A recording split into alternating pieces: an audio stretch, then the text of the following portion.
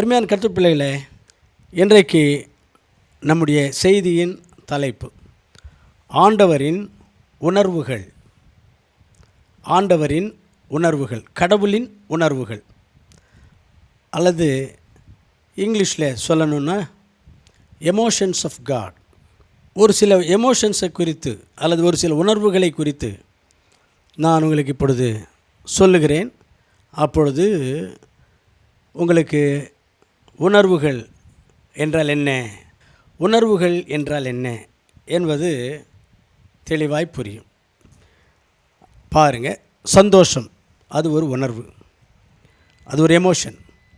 பகை, எரிச்சல், மனஸ்தாபம், ஆச்சரியம், துக்கம், வெறுப்பு, இரக்கம், அன்பு, பயம், கவலை, பழி தீர்க்க வேண்டும் என்கிற வெறி, சோர்வு, ரோசம், வெட்கப்படுதல், வைராக்கியம், ஏக்கம், பாசம், இவைகளெல்லாம் உணர்ச்சிகள்.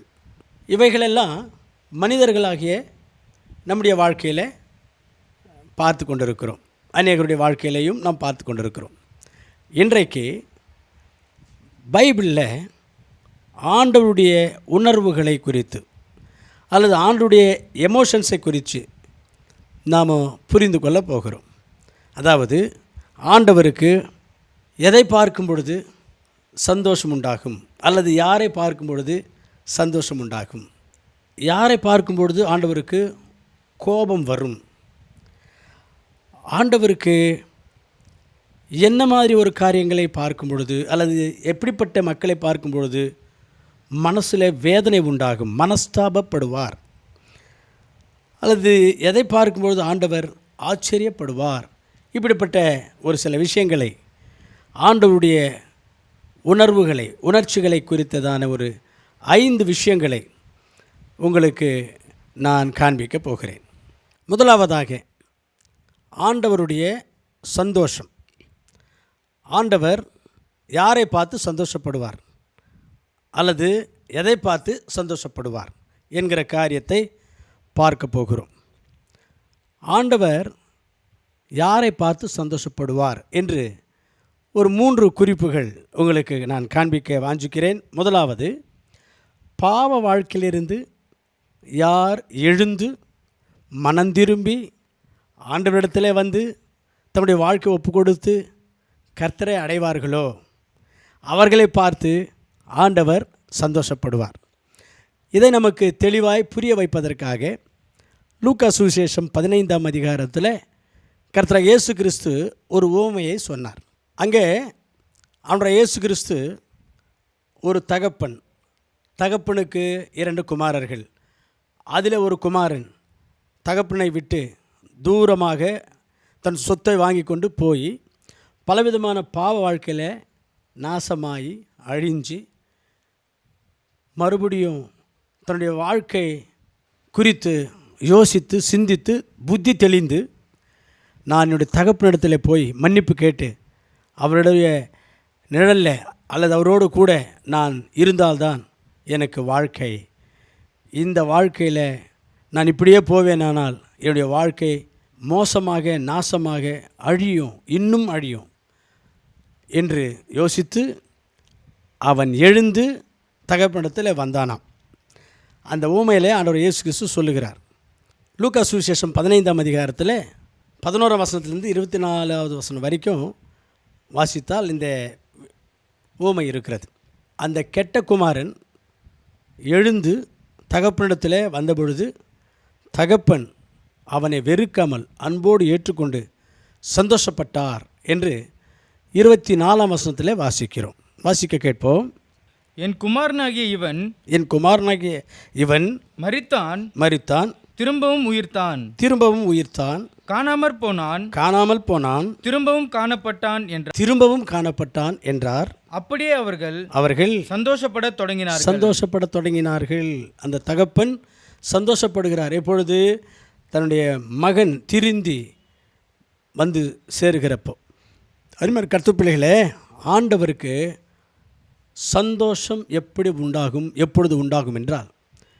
தெரிஞ்சோ தெரியாமலோ பாவ வாழ்க்கையில் வாழ்ந்து கொண்டிருக்கிற நாம் அந்த பாவ வாழ்க்கையிலிருந்து எழும்பி மனஸ்தாபத்தோடு ஆண்டவரிடத்தில் வந்து மன்னிப்பு கேட்டு அவரிடத்தில் நம்முடைய வாழ்க்கை ஒப்புக் கொடுக்கும் பொழுது அவர் சந்தோஷப்படுவார் என்பதை நாம் இங்கே புரிந்து கொள்கிறோம்.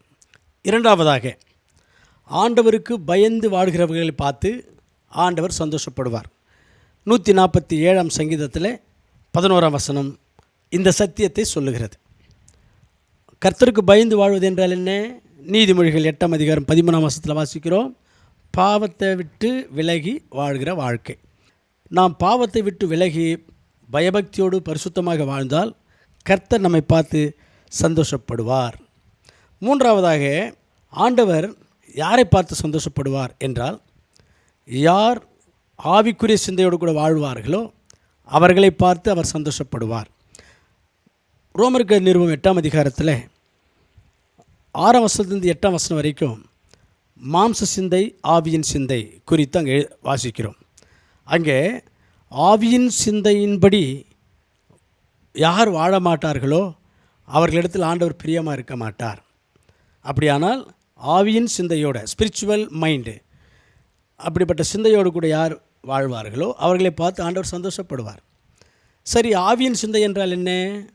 ஆவியின் சிந்தை என்றால் ஒரு 3 குறிப்புகளை உங்களுக்கு சொல்லி அதை நான் புரிய வைக்க வாஞ்சிக்கிறேன். முதலாவது, ஆவியின் சிந்தை நம்முடைய வாழ்க்கையை நாமே ஆராய்ந்து பார்ப்பது.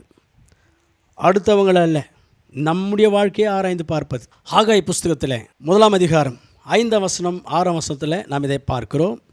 அன்றைய இயேசு கிறிஸ்துவும் இதை தான் சொன்னார். மத்தேயு சுவிசேஷம் 7ஆம் அதிகாரம் 5ஆவது வசனத்தில் ஆவியின் சிந்தை என்றால் நம்முடைய வாழ்க்கையை நாமளே ஆராய்ந்து பார்ப்பது. நம்மிடத்தில் என்ன குறை இருக்கிறது, இன்னும் எந்த விஷயத்தில் நாம் தவறி கொண்டிருக்கிறோம், இன்னும் எந்த விஷயத்தில் நாம் திருந்த வேண்டியிருக்கிறது, சீர்பட வேண்டியிருக்கிறது என்று நம்மை நாமே ஆராய்ந்து பார்ப்பது, மற்றவங்களை குறித்து பார்ப்பதல்ல.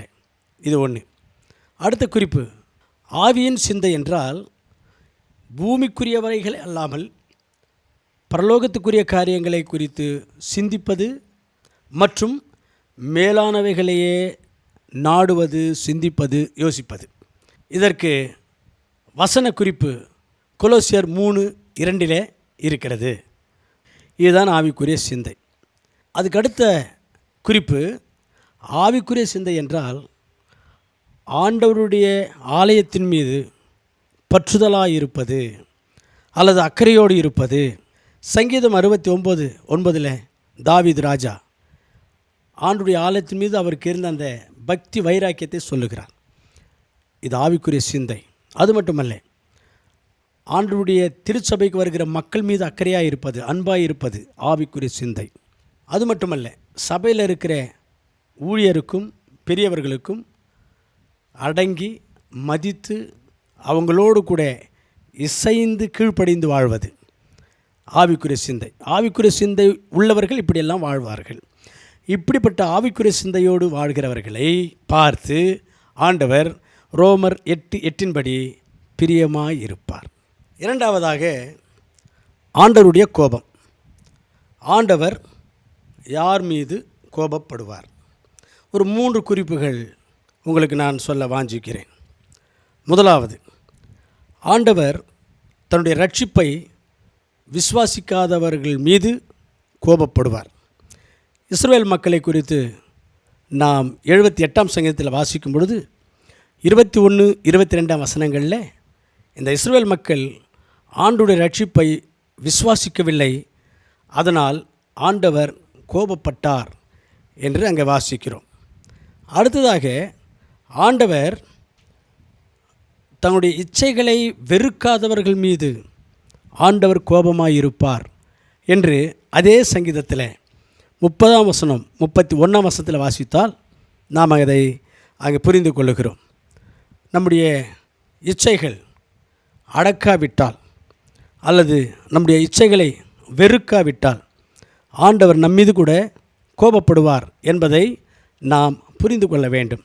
இந்த உலகத்தில் பிசாசானவன் கண்களின் இச்சை, மாம்சத்துக்கு இச்சை, பெருமையாய் வாழ வேண்டும் என்கிற இச்சை, இப்படி பலவிதமான இச்சைகள் மூலமாக ஆதியிலிருந்தே உலக மக்களையும் கர்த்தருடைய பிள்ளைகளையும் வஞ்சித்து கடவுளை விட்டு பிரித்து கொண்டிருக்கிறான்.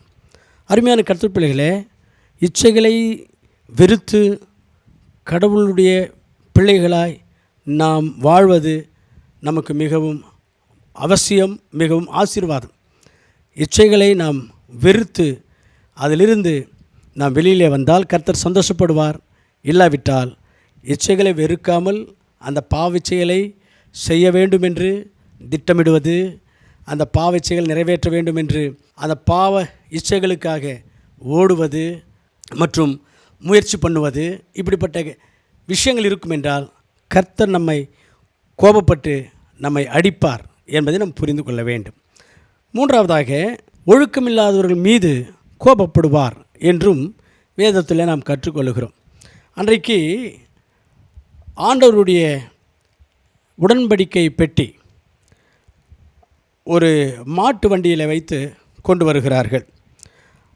அந்த மாட்டு வண்டியில் கொண்டு வரும்பொழுது அந்த கர்த்தருடைய பெட்டி மாட்டு வண்டியிலிருந்து விழுகிறது போல ஒரு சூழ்நிலை ஏற்பட்ட பொழுது ஊசா என்பவர் கையினாலே அந்த மாட்டு வண்டியில் இருந்த உடன்படிக்கை பெட்டி கீழே விழக்கூடாதபடிக்கு பிடித்தார்.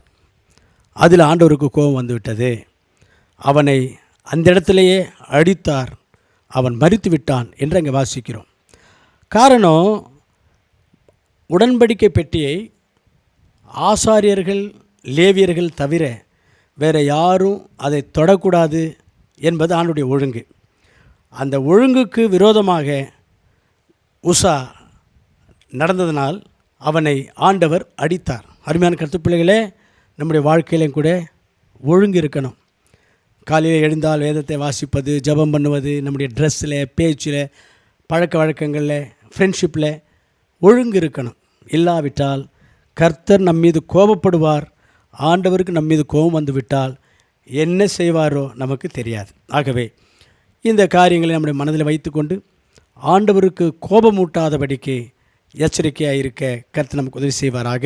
யாத்திராகமம் 34ஆம் அதிகாரம் 14ஆம் வசனத்தில் நம்முடைய ஆண்டவருக்கு இருக்கிற பெயர்களில் ஒரு பெயர் எரிச்சலுள்ள கடவுள் அல்லது கோபப்படுகிற கடவுள் என்று அர்த்தமாகும். அதனால் ஆண்டவருடைய கோபம் மூளாதபடிக்கு ஜாக்கிரதையாக இருக்க கர்த்தர் நமக்கு உதவி செய்வாராக.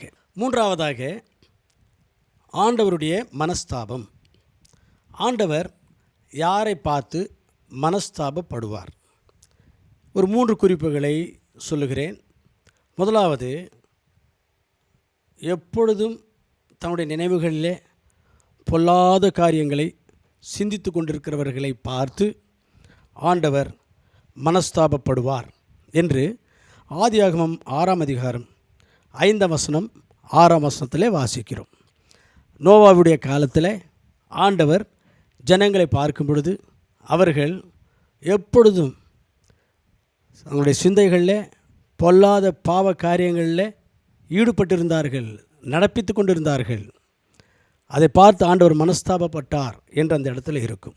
அருமையான கர்த்தர் பிள்ளைகளே, ஆண்டவர் பிள்ளைகளாக இருக்கிற நாம் நம்முடைய சிந்தையில் கூட பொல்லாத காரியங்களை சிந்தித்து கொண்டிருப்போம். ஆனால் நம்மை பார்த்து ஆண்டவர் மனஸ்தாபப்படுவார். பொல்லாத சிந்தனைகள் என்றால் பொறாமைகள், பகைகள், பெருமை, கலகங்கள், சுயநலம், காமவிகாரமான எண்ணங்கள், கெடுதல், அதாவது மற்றவர்களை கெடுக்க வேண்டும், அழிக்க வேண்டும், பழிவாங்க வேண்டும் என்கிற சிந்தனைகள் இருக்கும் என்றால் கர்த்தர் நம்மை பார்த்து மனஸ்தாபப்படுவார். அதில் இரண்டாவதாக இன்னொரு குறிப்பு, ஆண்டவரை விட்டு விலகினவர்களை பார்த்து ஆண்டவர் மனஸ்தாபப்படுவார். இதற்கு உதாரணம் சவுல் ராஜா. 1 சாமுவேல் 15ஆம் அதிகாரம் 11ஆம் வசனத்தில் சவுல் ராஜா ஆண்டவரை விட்டு விலகிவிட்டார். அப்பொழுது ஆண்டவர் மனஸ்தாபப்பட்டார்.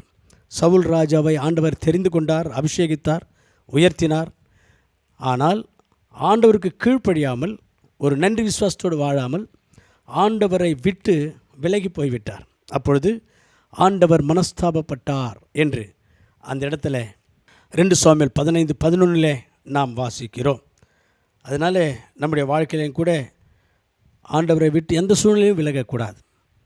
விழுந்தாலும் எழுந்தாலும் எங்கே போவேன் ஆண்டவரே, ஜீவனுள்ள வார்த்தை உம்மிடத்தில் இருக்கிறதே, எல்லா விதமான ஆசீர்வாதங்களும் நன்மைகளும் உம்மிடத்தில் இருக்கிறது, நான் எங்கே போக முடியும் என்று பேதுரு சொன்னதை போல் நாம் சொல்லி ஆண்டவரோடு கூட வழியில் நாம் நடக்க வேண்டுமே ஒழிய ஆண்டவரை விட்டு விலகி போகக்கூடாது.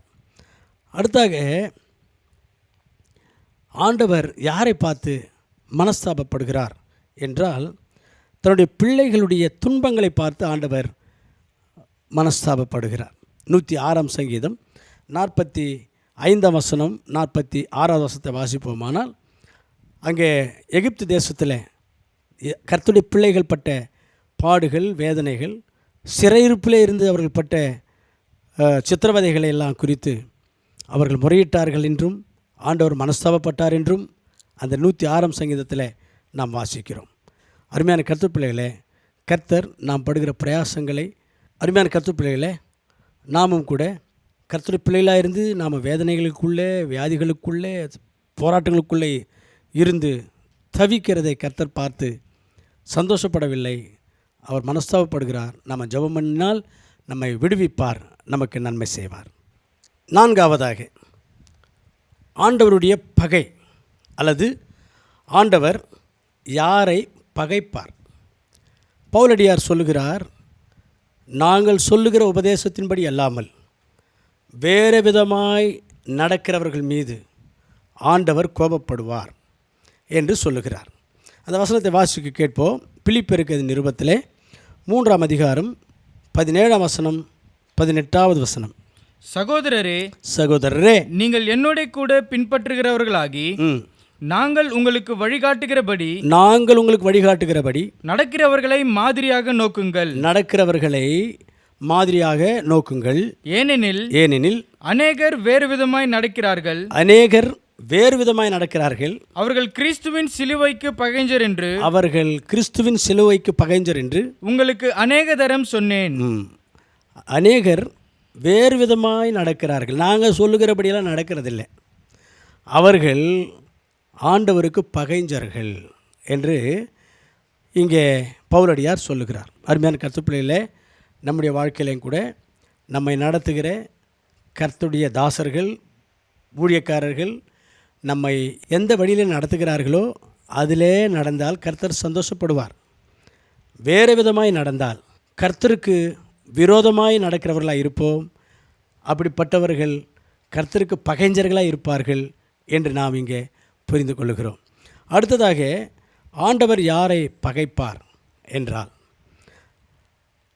யாக்கோபு 4ஆம் அதிகாரம் 4ஆம் வசனத்தில் உலக சிநேகம் தேவனுக்கு விரோதமான பகை. அப்போது உலகத்தை சிநேகிக்கிறவர்கள் ஆண்டவருக்கு பகைஞர்களாக இருப்பார்கள், அல்லது ஆண்டவர் அவர்களுக்கு பகைஞராக இருப்பார். உலகத்தின் சிநேகம் என்றால் உலகத்தில் இருக்கிற எத்தனையோ காரியங்கள், ஆசாபாசங்கள், உலகத்தில் இருக்கிற பலவிதமான பாவ காரியங்கள், இதில் வாழ்கிற பிள்ளைகள் மீது ஆண்டவர் பகை வளர்த்து கொள்வார், அல்லது அப்படிப்பட்டவர்கள் தேவனுக்கு பகைஞர்களாக இருப்பார்கள் என்பதை புரிந்து கொள்ள வேண்டும்.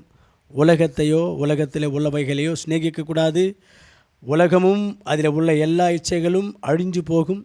ஆண்டுடைய சித்தத்தின்படி ஜீவிக்கிறவர்கள் மட்டுமே நிலைத்திருப்பார்கள் என்று 1 யோவான் 2ஆம் அதிகாரம் 17-18 வசனங்களில் வாசிக்கிறோம். ஆகவே உலக சிநேகம் இருக்கக்கூடாது. இதில் இன்னொரு குறிப்பு என்னவென்றால், ஆண்டவருடைய பிள்ளைகளை யார் பகைப்பார்களோ அவர்களை ஆண்டவர் பகைப்பார். ஆண்டவருடைய பிள்ளைகளை பகைக்கிறவர்களை ஆண்டவர் பகைப்பார். கர்த்தருடைய பிள்ளைகள் என்றால் ரட்சிக்கப்பட்டு கடவுளை ஆராதிக்கிற மக்கள். அவர்கள் மீது நாம் பகையை வளர்த்து கொள்வோமானால் ஆண்டவர் நம்மை பகைப்பார் என்று யாத்திரையாகமத்தில் 23ஆம் அதிகாரம் 22 வாசிக்கிறோம். அதனால் ரட்சிக்கப்பட்ட தேவனுடைய ஆலயத்துக்கு வந்து ஊழியம் செய்கிற, ஆராதனை செய்கிற கர்த்தருடைய பிள்ளைகள் மேல் பகை வளர்த்து கொள்ளக்கூடாது. அவர்கள் மேல் பகை வளர்த்து கொள்வோமானால் கர்த்தர் நம்மீது பகையை வளர்த்து கொள்வார், நம்முடைய ஜெபங்களுக்கு பதில் தரமாட்டார் என்று கூட யாக்கோபு 5ஆம் அதிகாரத்தில் வாசிக்கிறோம். ஆகவே கர்த்தர் நம்மீது பகை வளர்த்து கொள்ளாத அளவுக்கு நாம் எச்சரிக்கையாக வாழ வேண்டும். 5ஆவதாக ஆண்டவருடைய ஆச்சரியம். ஆண்டவர் யாரை பார்த்து ஆச்சரியப்படுவார் அல்லது எதை பார்த்து ஆச்சரியப்படுவார்? ஒரு 3 குறிப்புகளை சொல்லுகிறேன். 1, யாருக்காகவும் ஜெபம் பண்ணாமல், யாருக்காகவும் ஆண்டவரிடத்தில் மன்றாடி விண்ணப்பம் பண்ணாமலும் யார் இருப்பார்களோ அவர்களை பார்த்து ஆச்சரியப்படுவார் என்று வேதம் சொல்லுகிறது. கர்த்தருடைய பிள்ளைகளாக இருக்கிற நாம், வேதம் நமக்கு சொல்லுகிற பிரதானமான ஒரு அறிவுரை, புத்திமதி என்னவென்றால், எல்லாருக்காகவும் ஆண்டவரிடத்தில் மன்றாட வேண்டும், ஜெபம் பண்ண வேண்டும். 1 தீமோத்தேயு 2ஆம் அதிகாரம் முதல் 3 வசனங்களில் இதை நாம் வாசிக்கிறோம். ஆனால் யாருக்காகவும் மன்றாடுவதில்லை, ஜெபம் பண்ணுவதில்லை, யாருடைய ரட்சிப்புக்காகவும் அல்லது எழுப்புதலுக்காகவும் யாருடைய பக்தி விருத்துக்காகவும் ஜெபம் பண்ணாமலும் இருப்பதை பார்த்து ஆண்டவர் ஆச்சரியப்படுவார். இப்படியும் கூட இருப்பாங்களா என்னுடைய பிள்ளைகள் என்று. இதை நாம் ஏசாயா 59ஆம் அதிகாரத்தில் 16ஆம் வசனத்தில் வாசிக்கிறோம். அடுத்ததாக ஆண்டவர் சிலருடைய விசுவாசத்தை பார்த்து ஆச்சரியப்படுவார். மத்தேயு சுவிசேஷம் 8ஆம் அதிகாரம் 10ஆம் வசனத்தில் ஒருவருடைய விசுவாசத்தை பார்த்து ஆண்டவர் ஆச்சரியப்பட்டார் என்று வாசிக்கிறோம். இன்னொரு குறிப்பும் கூட மார்க்கு சுவிசேஷம் 6ஆம் அதிகாரம் 6ஆம் வசனத்தில் வாசிக்கிறோம். ஒரு சிலருடைய அவிசுவாசத்தை பார்த்து ஆண்டவர் ஆச்சரியப்பட்டார் என்று கூட அங்கே இருக்கும். ஏனென்றால் கர்த்தர் இயேசு கிறிஸ்து அவர்தான் கடவுள் என்பதை நிரூபிப்பதற்கு அவர் செய்யாத அற்புதங்களே இல்லை, அவர் செய்யாத அதிசயங்களே இல்லை. அத்தனையும் மக்கள் பார்த்து இன்னும் அவிசுவாசிகளாக இருக்கிறதை ஆண்டவர் பார்த்த பொழுது ஆச்சரியப்பட்டார் என்று மார்க்கு 6:6 வாசிக்கிறோம். ஆகவே ஆண்டவர் இப்படிப்பட்டவர்களை பார்த்து ஆச்சரியப்படுகிறார். ஆகவே அருமையான கர்த்தர் பிள்ளைகளே, ஆண்டவருடைய உணர்வுகளை அல்லது உணர்ச்சிகளை நாம் புரிந்து கொண்டு அதற்கேற்றபடி ஆண்டவருடைய இருதயத்துக்கு ஏற்றவர்களாய் வாழ்வோமானால் நாம் ஆண்டவருடைய எல்லா விதமான ஆசீர்வாதங்களையும் மேன்மைகளையும் சுதந்திரித்துக் கொள்வது மட்டுமல்லாமல் இந்த உலகத்துக்கு ஆசீர்வாதமாக ஜீவிக்க முடியும். அருமையான கர்த்தர் பிள்ளைகளே, ஆண்டவருடைய உணர்வுகள் அல்லது உணர்ச்சிகள் ஒரு 5 நாம் இன்றைக்கு தியானித்திருக்கிறோம். அதாவது ஆண்டவர் யாரை பார்த்து சந்தோஷப்படுவார், யார் மீது கோபம் கொள்ளுவார், ஆண்டவர் யாரை பார்த்து மனசு கஷ்டப்படுவார் அல்லது மனஸ்தாபப்படுவார், ஆண்டவர் யாரை பகைப்பார், ஆண்டவர் யாரை பார்த்து ஆச்சரியப்படுவார் என்கிற விஷயங்களை நாம் புரிந்து கொண்டோம். நாம் ஆண்டவருடைய உணர்வுகளை உணர்ச்சிகளை புரிந்து கொண்டிருக்கிற பிள்ளைகளாய், அவருடைய இருதயத்துக்கேற்ற பிள்ளைகளாய் ஜீவிக்க கர்த்தர் நமக்கு கிருபை செய்வாராக. ஆமென். ஜெபம் செய்வோம். எங்களை நேசிக்கிற பரலோகத்தின் பிதாவே, உம்முடைய உணர்வுகள் அல்லது உணர்ச்சிகள், எமோஷன்ஸ் குறித்து வேதத்திலிருந்து நாங்கள் இன்றைக்கு ஒரு 5 விஷயங்களை கற்றுக்கொண்டோம். அவைகளை புரிந்து கொண்டு மனதில் வைத்து கொண்டு உம்முடைய இருதயத்துக்கேற்ற பிள்ளைகளாக, உம்முடைய உணர்வுகளை புரிந்து கொண்டு உம்முடைய இருதயத்துக்கேற்ற பிள்ளைகளாய் ஜீவிக்க எங்களுக்கு கிருபை செய்வீராக. இயேசு கிறிஸ்துவின் நாமத்தில் ஜெபிக்கிறோம் நல்ல பிதாவே. ஆமென்.